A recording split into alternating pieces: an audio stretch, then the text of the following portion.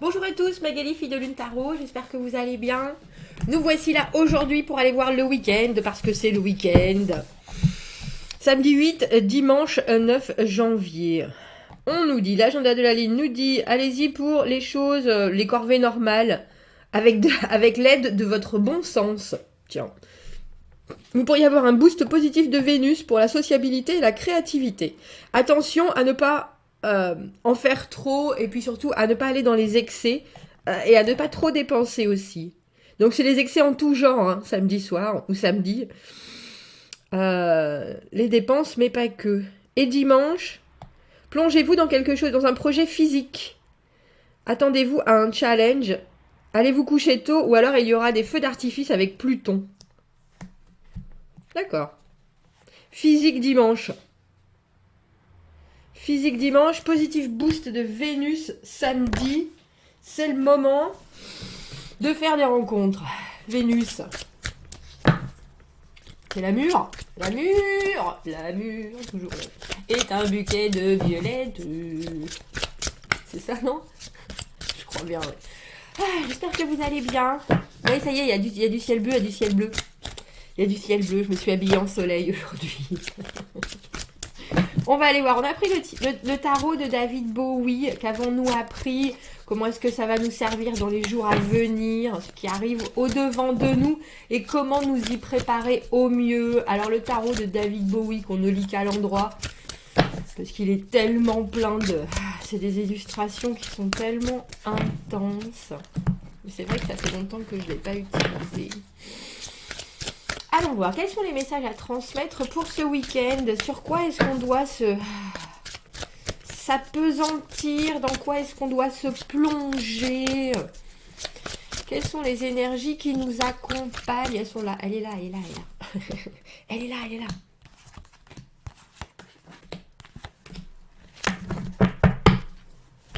Allons voir, allons voir, allons voir. 7 de coupe. 7 de coupe, toutes les positions. 7 de coupe, roi de coupe. C'est Vénus, messieurs, dames. L'émotionnel. L'émotionnel en surcharge. Pas forcément en surcharge. Enfin, mais je préfère. Roi d'épée, ma foi. 8 d'épée. Ah, ça. Ah, ça. Et la roue de fortune, tiens. La roue de fortune, c'est quand même les choses qui viennent dans votre vie qui n'étaient pas prévues. Ce que j'appelle les aléas de la vie. Les hauts et les bas. Et on voit qu'en ce week-end, il y a quelque chose de très ouvert. Hein. De très ouvert sur vos possibilités, très ouvert sur les opportunités qui sont aussi autour de vous. Et l'énergie que vous dégagez avec toutes ces coupes, plus vous êtes ouvert à ce qui peut se présenter devant vous, plus il se présentera de choses devant vous. Tout à fait capable d'envisager multiples possibilités et puis attiré par multiples choses. Donc forcément, il y aura multiples possibilités et multiples résultats. Il faut savoir que dans le set de coupe, il faut pourtant en choisir une. Mais il y a une grande, comme je disais, une grande ouverture au monde, quelque chose de très libre dans le set de coupe, même si ça peut paraître parfois un peu... Bah dis donc, comment est-ce que je vais choisir? Qu'est-ce que je dois choisir? Comment est-ce que je me sens? Vous êtes la clé, messieurs, dames. Vous êtes la clé de la suite. Et puis surtout, c'est vraiment, pour moi, le set de coupe, quand on est en face d'opportunités et qu'on se dit, bon, on comprend qu'il faut se mettre en avant, on comprend qu'il faut s'écouter, on comprend qu'il faut se choisir avant tout. Et après, aller vers la possibilité qui nous étendra encore, nous épanouira encore plus. Et on a le contrôle des émotions. Alors j'aime bien parce qu'on a le contrôle des émotions, mais on a aussi le contrôle de la pensée. Un roi de coupe qui arrive vers vous. Notre roi de coupe, celui qui sait parler à votre émotionnel, hein, ça, il n'y a pas de doute. Il est ouvert, il est communicant.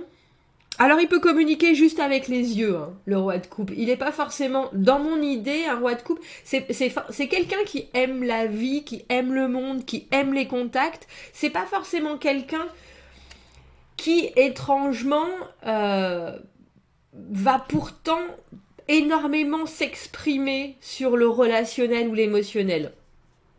C'est quelqu'un qui est très relié à ses sens. ça c'est sûr, c'est quelqu'un qui va instinctivement avoir la chose drôle à dire, et ça peut être un homme comme une femme, hein. C'est quelqu'un qui comprend, comment on appelle ça en anglais? Read a room. Tout, lire une pièce, c'est-à-dire que c'est quelqu'un qui, quand il entre quelque part, a la faculté de comprendre l'atmosphère et du coup de s'adapter, d'être très adaptatif, adaptable. Mais c'est aussi quelqu'un qui, j'ai envie de dire, est pas forcément intellectuel comme notre roi d'épée ici. Sa compréhension des choses passe par le bien-être, passe par l'émotion, passe par... Et j'ai vraiment l'impression que c'est une de vos possibilités avec ce set de coupe. Il nous parle aussi, ce roi de coupe, dans l'idée de comment est-ce que ça va vous servir dans les jours à venir, de savoir quand on a le set de coupe, donc quand on a plusieurs options en face de soi, de réussir à contenir ses émotions pour choisir la meilleure option. Il y a quelque chose de très... bon, je vais regarder tout ce qui se passe et je vais essayer de... de comprendre au mieux. Mais on voit aussi... J'aimerais bien qu'elle se... Voilà. On voit aussi que lui, sa coupe, ça vient de l'estomac. C'est quelque chose de très physique, dans le ressenti. Et donc, il vous dit, quelque part, écoute tes tripes, écoute ce que tu ressens dans ton cœur et dans ton corps, et choisis au mieux avec ça. Mais très étrangement, ce qui arrive au devant de vous, on a un roi d'épée. C'est pour ça qu'on a le sentiment que vous avez moult possibilités. Alors ça peut être vous, bien entendu, ces deux personnages, qui vous retrouvez devant une situation où vous devez laisser parler votre tête, c'est-à-dire votre raison ou votre cœur. Il ressemble, bon sang. J'avais jamais fait attention. À qui me fait penser? J'ai eu son visage une seconde et après il est reparti. Vous voyez la différence? Il y a quelque chose de très construit chez le roi d'épée. Il y a quelque chose, il est fait de ces multitudes de morceaux de métal.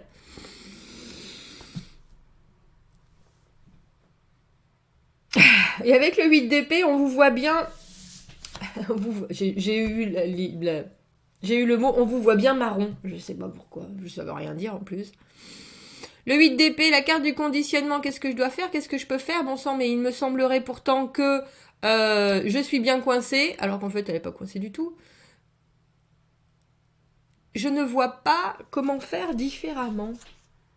Et c'est drôle parce qu'on passe de ce set de coupe où les opportunités sont là, où vous avez la liberté de choisir, où vous avez des options, où vous vous offrez des options, où vous êtes justement complètement capable de discerner certaines choses et vraiment de vous pencher sur certaines possibilités plutôt que d'autres.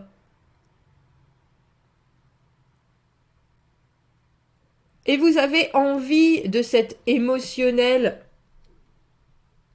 Mais il y a quelque chose d'autre qui arrive avec ce roi d'épée. Et c'est l'intellect. Soudainement, au lieu d'écouter ce dont on a envie, il faut faire ce qu'il faut faire. Parce que les épées, c'est la justice. Les épées, c'est la prise de décision. Être très honnête avec soi-même, ça me convient, ça me convient pas. Il y a plus cette idée de ressentir les choses. Maintenant, on réfléchit, on décide, on visualise, on analyse. On est sorti de la tête on est sorti du cœur et des tripes pour passer dans la tête. Et avec cette roue de fortune tout en haut, on a le sentiment que vous vous attendez pas forcément à ça. Mais avec ce 8 d'épée, il y a surtout l'idée que vous vous retrouvez un peu piégé. Alors moi je pense que c'est piégé dans votre propre tête. Hein. Cette roue de fortune, elle n'est pas phénoménale quand même. La roue de fortune, les cycles, mais aussi les changements. Accepter le changement, réussir à s'adapter. Et j'ai le sentiment que c'est compliqué pour vous de vous adapter. Alors, pensons à la positivité du 8 d'épée qui est aussi les limites. les limites positives qu'on peut se mettre. C'est-à-dire ça je veux pas. Parce que quand on a le 7 de coupe, effectivement, on est ouvert à beaucoup de choses. Et puis il y a beaucoup de choses qui se présentent, mais il y a certaines choses qui sont pas forcément bonnes pour nous, qui sont pas forcément tangibles. Il y a des choses qui sont dans notre tête ou dans nos envies qui là se présentent, et c'est un peu comme si vous voyiez une annonce passer sur un nouveau travail. Et vous dites, oh mon Dieu, ça serait super, à part qu'ils proposent la moitié de ce que vous devriez gagner, mais en même temps, c'est exactement là où vous voulez aller, etc. Donc vous êtes là, oh là là. Et puis après, vous réfléchissez, puis vous vous dites, bah non. Mais en même temps, pourquoi pas? Et si ça me faisait soudainement prendre la direction que je voulais, et si. Mais avec ce 8 d'épée, il y a aussi l'idée de rester en sécurité dans des limitations qui sont saines pour vous. Ce que vous pouvez accepter, ce qui va ensuite vous faire péricliter dans un état d'angoisse. On veut bien accepter les changements et on veut bien accepter cette roue de fortune avec toute cette spontanéité qu'elle peut amener dans les nouvelles rencontres, dans les nouvelles choses qui nous déstabilisent un petit peu. Mais il y a aussi certaines choses sur lesquelles vous ne pouvez pas compromiser, faire de compromis. Vous ne pouvez pas faire de compromis. Et ce 8 d'épée, j'ai bien le sentiment que c'est ça. Parce que là, il est en positif. Comment vous y préparez au mieux?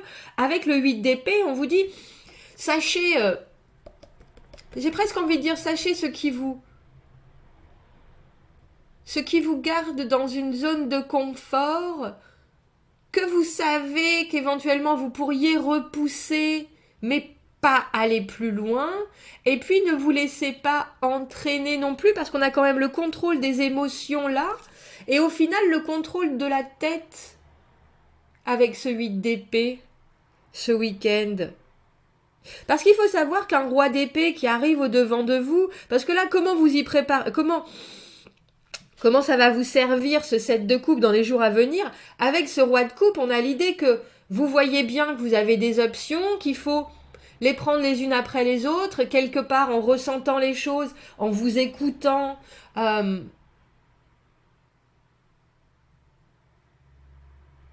Mais cette personne-là, elle prend un roi d'épée, ça prend l'ascendant.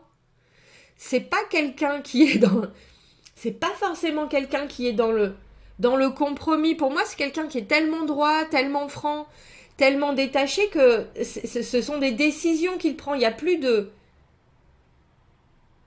Il y a pas vraiment... Alors, il y a du dialogue, bien entendu, mais c'est un dialogue, j'ai envie de dire, intellectuel et pas émotif.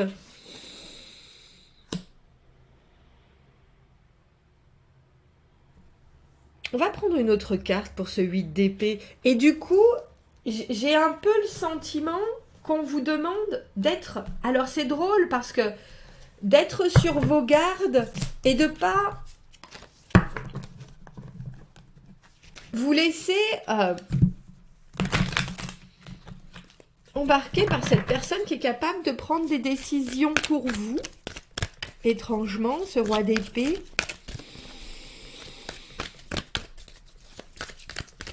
Parce que les décisions, c'est vous qui avez la main avec ce 7 de coupe. Vous voyez ce que je veux dire? Il y a soudainement des potentiels qui se découvrent devant vos yeux, que vous vous rendiez compte que vous êtes libre et que vous avez le droit de choisir, ou alors que vous ayez plusieurs options. Soudainement, on a l'impression que cette liberté, elle vous fait là, oh mon Dieu, tout ce que je peux faire, tout ce que je peux moi-même décider. Et avec le roi de coupe, on me dit, contenez ce que vous avez, réfléchissez-y, parce que au final, le roi de coupe met quand même son ressenti. Ces décisions, elles sont faites pour se faire du bien et pour faire du bien autour de lui.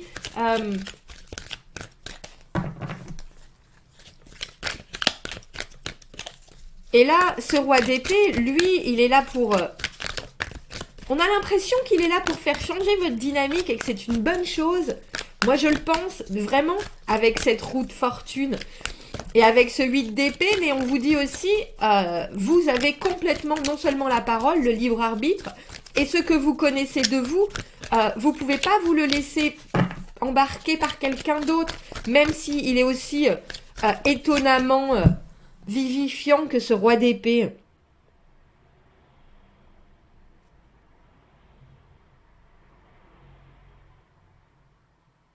J'avais jamais fait attention qu'il y avait ce singe en bas qui montre les dents. Parce que vraiment, les épées, c'est la prise de décision, c'est aussi la pensée. Et j'ai pas l'impression que cette personne, elle veut pourtant s'imposer, mais juste parce qu'elle est et sa façon, je pense, de communiquer, ça en impose pour vous. Est-ce que je peux avoir une autre carte pour ce 8 d'épée? Merci. Ouais, c'est ça. Hein. Regardez. On a le 10 de bâton dans cette position où il se casse la figure parce que il a pris un poids ou un chemin qui n'était pas le sien. Dans ce côté-là, on porte son fardeau, on porte ses obligations, on porte ses responsabilités, on porte la façon dont on doit être. C'est son propre, c'est le choix et exactement le libre arbitre d'être comme on est et puis voilà. Là, il y a un moment où le sol s'est dérobé sous ses pieds et où patatras.